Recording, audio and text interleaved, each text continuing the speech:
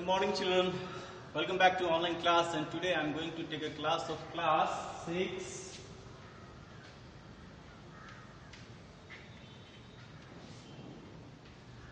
SST History. Dear student, आज मैं class जो लेने जा रहा हूँ वो हिस्ट्री से है और हिस्ट्री का चैप्टर नंबर यह आपके सामने दिख रहा है।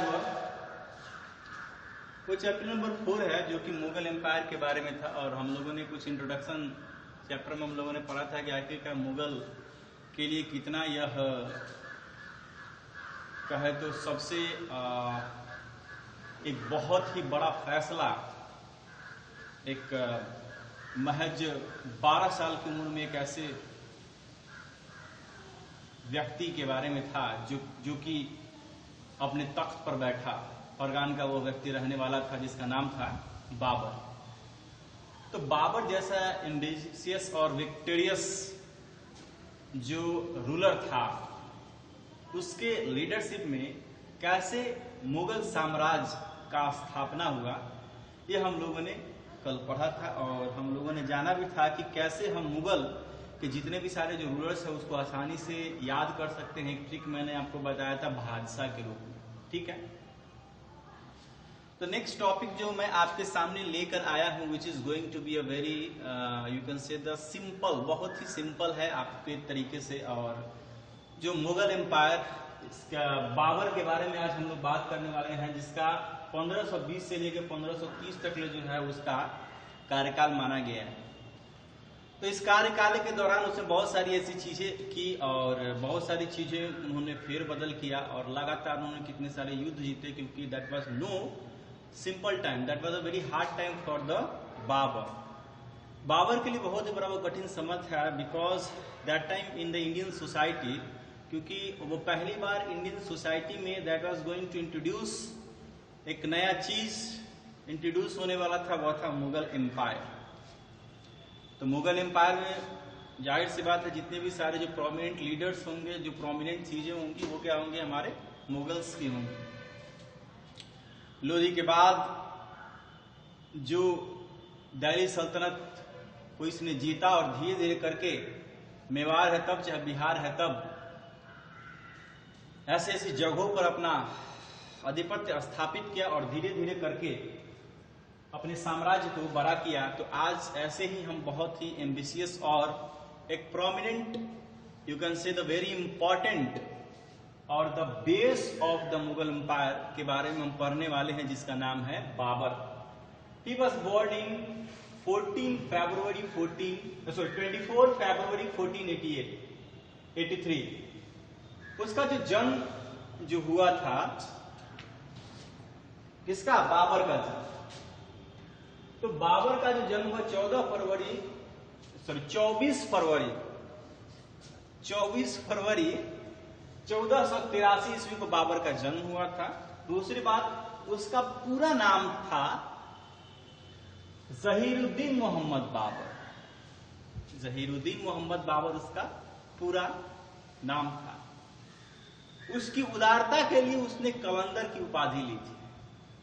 बाबर की उदारता के लिए कलंदर की उपाधि दी गई थी उसे। और बाबर जो था वह फरगान का रहने वाला था। उसके पिता के मरने के बाद वो लगभग 12 साल की उम्र पर वह मुगलिया सल्तनत के तख्त पर बैठा। फिर ही हैड 4 सन्स, उसके पास 4 बेटे थे जिसमें सबसे बड़ा बेटा का नाम हुमायूं था। And he fought the first battle of Panipat on 21st April 1526 and defeated Lodi। तो 21 अप्रैल 1526 ईस्वी को उसने जो लड़ाई लड़ी थी वो पानीपत की पहली लड़ाई थी। दैट वाज नॉट सिंपल, वो पहली लड़ाई उसके लिए वो सिंपल नहीं थी, बहुत ही हार्ड लड़ाई थी, उसके लिए कठिन लड़ाई थी। लेकिन उसने इसको पूरा किया और जीता भी। लेकिन जीतने का सबसे बड़ा कारण था उसकी जो लीडिंग कैपेसिटी थी। वो एक अच्छा लीडर था और बीइंग अच्छा लीडर होने के कारण उसने अच्छा चीज किया। और उसके बाद उसने किसने? बाबर ने एक अच्छी सैन्य शक्ति भी संगठित की हुई थी। उसके पास आर्टिलरी भी अच्छा खासा था, जिसके कारण ये चीजें जो है वह आराम से पॉसिबल हो पाई और उसको जीत पाया। ठीक है, तो यहां आने के बाद यानी कि इंडिया में आने के बाद, इंडिया में फर्स्ट टाइम इन्वेड करने के बाद, जैसे कि हमने बताया था दौलत खां जो यहाँ का रूलर था उसने उसको इनवाइट किया हुआ था, और इनवाइट करने के बाद में उनको तो लगा कि हाँ यहाँ से बाबर चला जाएगा, लेकिन बाबर जो है वह यहाँ चीजों को भांप चुका था कि यहाँ पे